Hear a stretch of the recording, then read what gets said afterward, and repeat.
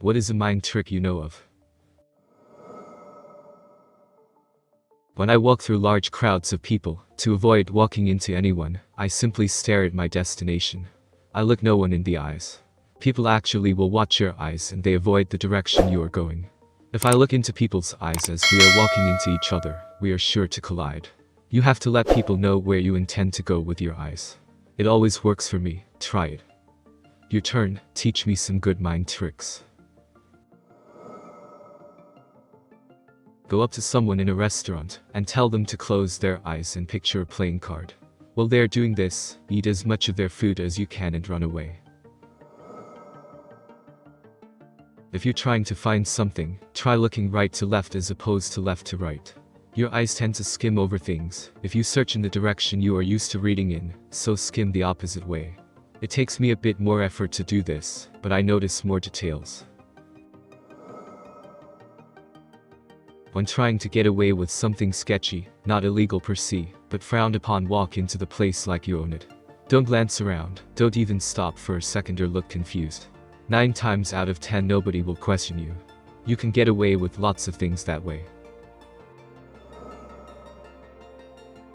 Okay, so here's one my father taught me years ago, when I was just a small child. It's not a mind trick so much, as it is an illusion. Then again, an illusion is just tricking your mind, so I think it counts. So, I use the knuckles on my pointer finger and middle, and wrap them around someone's nose. Then I pull back, while I covertly slip my thumb between my 2 knuckles. I then proclaim, "Got your nose."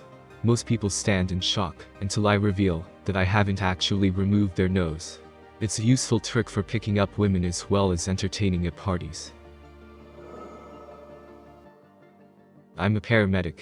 When a patient is possibly faking unconsciousness, we have 2 tricks to determine if they're really unconscious or not. First, you can lightly brush their eyelashes with your finger. Their eyes will flutter if they're faking it.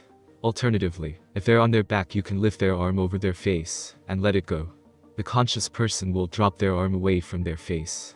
Finally, a trick to see if someone is faking a neck injury or neck pain. Put a thermometer in their mouth while checking their vitals, then ask them a yes or no question while looking them in the eyes. If you aren't looking directly at them, they tend to answer with a strained aha, but if you're looking directly at them, they will usually nod their head. Someone who is faking the pain can do this with ease. And yes, there are a lot of calls where people fake pain, illness, etc. for various reasons. In class, if it's a presentation, where someone has to present without looking at notes or anything like that, and while they're up in front of classroom presenting, some people forget what they're talking about, space out, freak out, and lose their train of thought.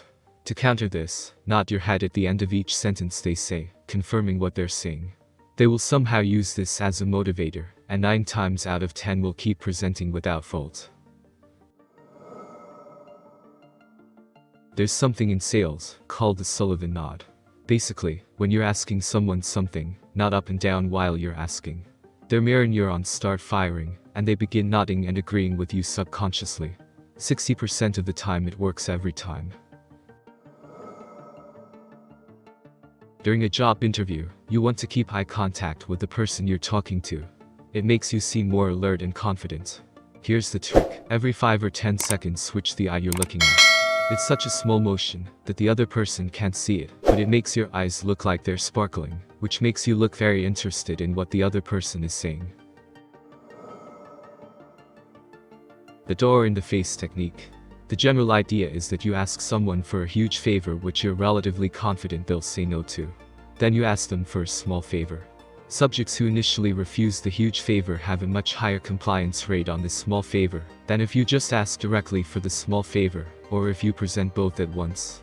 If they end up saying yes to the huge favor, that's also good. If you're in a crowded social group, restaurant, bar, party, etc., and you want to know if someone is checking you out, try this. Turn sideways from them. They will be either 90 degrees right or left of you. Then very obviously, look at your watch. Even if you don't wear one, lift your wrist, then point at your watch and nod thoughtfully. Overacting is perfectly acceptable. If they are keeping tabs on you, even peripherally, they will have a sudden urge to know the time, and will either look at their own watch, cell phone, or casually look at the various obvious places where someone would put a clock. Not really a mind trick, but if you have confidence in what you are saying and can back it up with false facts, you can get people to do almost anything. The old "it's not what you say, but how you say it." Occasionally, as a joke, I'll give out some factual info on any given subject, completely serious and deadpan in delivery. For example, I once told some college classmates who were discussing the rising cost of tuition that I had been selling my organs, liver, kidneys, to help pay my tuition, and that my next sale would be the left ventricle of my heart. I didn't hesitate in delivering the info, didn't wink or smile. They believed it. If I pass my hand in front of a person's eyes, I can convince them that these aren't the droids they're looking for. I think this one is pretty well known by now, but when high-fiving, look at their elbow, and you'll never miss. I tell people that the trick is to actually look at their own elbow, and then I give me a good smack in the face. Most awkward moment of my entire life. I was a huge nerd and one of the popular jocks started talking to me for some reason about classes and homework and his girlfriend that I actually knew from junior high. Anyway, the conversation ended with him saying "Alright, well, see you later man," and going for a high five. 11 failed high fives later we just looked at each other and walked away. Never spoke again. Isn't it odd that the human mind doesn't register the fact that "though" was used twice each time in this sentence? This is probably silly, but you know that thing where, if you repeat a word enough it loses its meaning? Well, I've convinced myself that there is some kind of similar thing going on with pain. If I'm in pain, if I focus 100% on the pain, and block out everything else, the pain kind of loses its meaning. I still feel it, but it's no longer pain, it's just what is. I discovered this one from my mother, actually. If you're out and about, and come across hooligans or other ne'er-do-wells that might be up to something, such as smashing things up, who might well become confrontational, you need to approach them, and ask for a light, or the time. As you walk up, they'll be ready for a fight. When they realize that you, as a sole person, has approached them as a group, and asked something innocuous and unrelated to their activities, they will very likely give you the time light that you asked for. Then shuffle off with a bemused feeling. I'm not advocating that you should go out and try it, but only if you might have to pass by an incident going on where they notice you and you don't want any trouble. Of the 3 times in my life that I have been in this situation, it has always worked. If you have to exert authority, act as though your orders would never be questioned, and you'll be fine. If you have to throw someone out of a place, just keep advancing on them until they're out the door. It occurred to me a while back that a security uniform, any security uniform, will get you past everyone, including security guards from a different company with a completely different uniform. As a security contractor, businesses at malls, for example, will call me to watch their store specifically for different reasons, mostly at night. One time I got lost. I ended up at the entrance of a closed department store at a mall, and the manager himself pretty much ushered me in. If I hadn't asked how to get to my destination, he would have just bolted off, and I would have had the place to myself. It's not the first time I wandered into places I shouldn't be, completely unchallenged.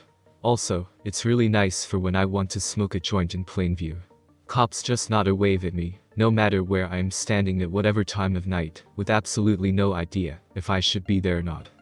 And all my uniform consists of is black slacks, and a polo with an arm and chest patch. Nothing flashy or even that noticeable.